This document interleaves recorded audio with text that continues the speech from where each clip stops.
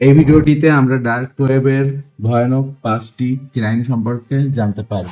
Dark web ইন্টারনেটের এমন একটি লুকানো অংশ যা সাধারণ সার্চ ইঞ্জিন ব্যবহার করে আপনি খুঁজেই পাবেন না। আর তাছাড়া এখানে প্রবেশ করতে গেলে আপনার প্রয়োজন হবে বিশেষ ব্রাউজারের, যার নাম ডট ব্রাউজার। যদিও এ সমস্ত সম্পর্কে আমাদের চ্যানেলে অনেক ভিডিও আছে। তাছাড়া আপনারা আমাদের চ্যানেলের ডার্ক ওয়েব অভিযান সিরিজটি দেখে নেবেন, তাহলে ডার্ক ওয়েবের খুঁটিনাটি অনেক কিছু জানতে পারবেন। তো চলুন আজকের এই ভিডিওতে আমরা জানবো ডার্ক ওয়েবের ভয়ানক 5টি ক্রাইম সম্পর্কে। প্রথম সেটি হলো অবৈধ মাদক ও অস্ত্রের ব্যবসা।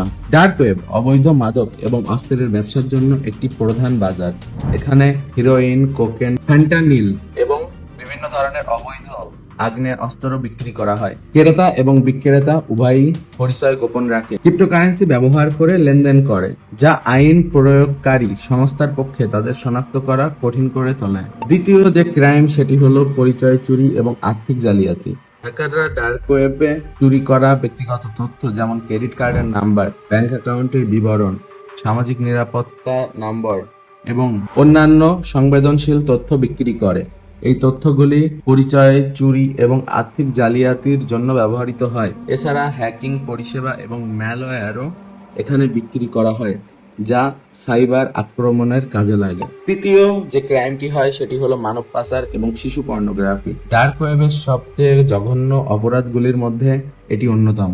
মানব পাচার, বিশেষ করে শিশু পাচার এবং শিশু পর্নোগ্রাফির মতো অবৈধ ও অমানবিক কার্যকলাপের জন্য ডার্ক ওয়েব ব্যবহার হয়। এটি আইন প্রয়োগকারী সংস্থার জন্য একটি বড় চ্যালেঞ্জ এবং কঠোরভাবে দমন করার চেষ্টা করা হয় যদিও, কিন্তু তারপরেও কোনোভাবে এদের থামানো যাচ্ছে না। চতুর্থ যে ক্রাইমটি হয় সেটি হলো হ্যাকিং পরিষেবা এবং সাইবার আক্রমণ। ডার্ক ওয়েবে পেশাদার হ্যাকাররা তাদের পরিষেবা বিক্রি করে। এর মধ্যে রয়েছে ওয়েবসাইট হ্যাকিং, ডাটা চুরি, র্যানসমওয়্যার আক্রমণ, ফিশিং, কিট বিক্রি এবং অন্যান্য সাইবার অপরাধের কাজে লাগে যে সমস্ত টুল এবং সফটওয়্যার তারা সেগুলো প্রোভাইড করে। তাছাড়া বিভিন্ন সংস্থা বা ব্যক্তির কম্পিউটার সিস্টেমে অনুমতি ছাড়া অ্যাক্সেস পাওয়ার জন্য এই সমস্ত পরিষেবা ব্যবহার করা হয়। এবং 5 নাম্বার সেটি হলো জাল নথি এবং অবৈধ পণ্য বিক্রি।